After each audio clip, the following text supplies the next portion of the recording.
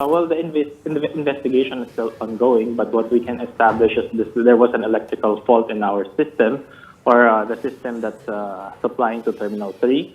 That the breakers actually work. That's why it stopped the fault from spreading to another system. But the effect was there was an electrical outage at NAIA Terminal 3 early this morning at around 1 o'clock in the morning.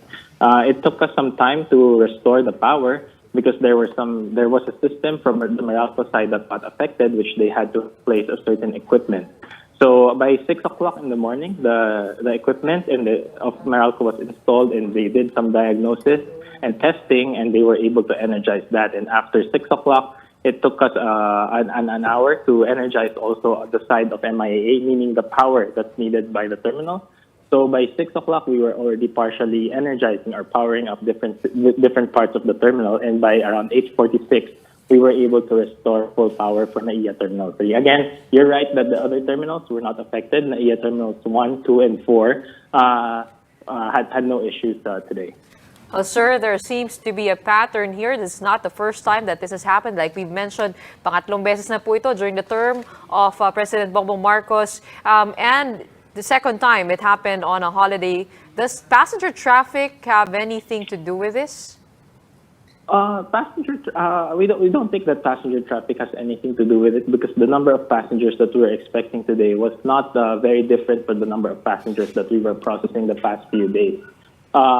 Yes, you're right that the effect was the power outage. There's already 3 times that happened already, but the first one was on a different system that affected NAIA Terminal 3. The second one, which you mentioned, was the January 1 outage that affected the whole Philippine airspace of the CNS ATM. They're all, of course, not related, but of course, we do understand that the impact of the passenger is the same. Of course, delayed or canceled flights, which is what we are apologizing for, and we're looking at ways on how we can mitigate this risk so that we can improve the power systems and avoid any future recurrence. Sir, given how, the history of what's been happening to our terminals, it seems that we're very much vulnerable. Haven't we developed any backup system, uninterruptible power supply, to make sure, we're not going to fold with a simple fault current?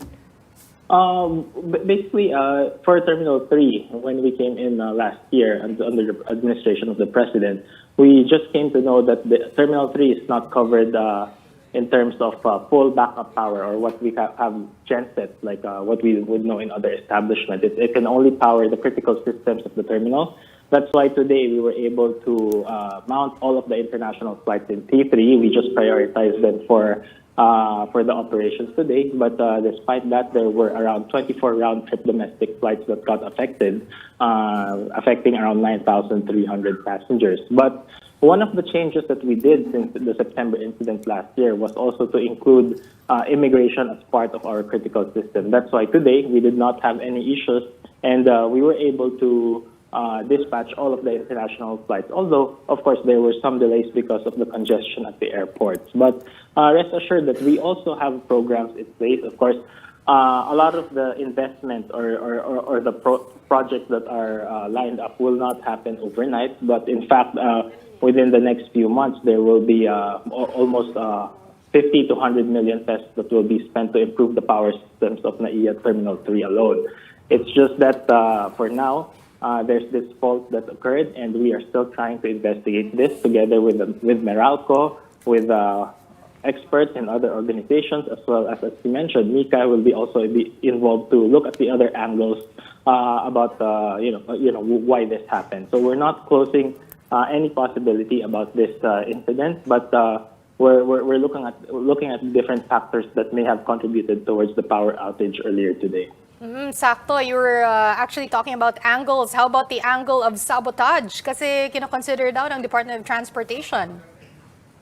Yes, this was discussed during the press briefing this afternoon at around 2 o'clock. And of course, we're looking at all angles. It's not just the issue of the equipment, the maintenance, We are also tapping the expertise of the NICA and the other law enforcement agencies because they find it that there's some sort of a pattern. Why would it happen always on a holiday? But it's not. It doesn't mean that we think it's sabotage. It's not. It's just that we're not ruling out anything, and we're tapping these experts and independent organizations to help us determine the root cause so that we can get to the bottom of this incident.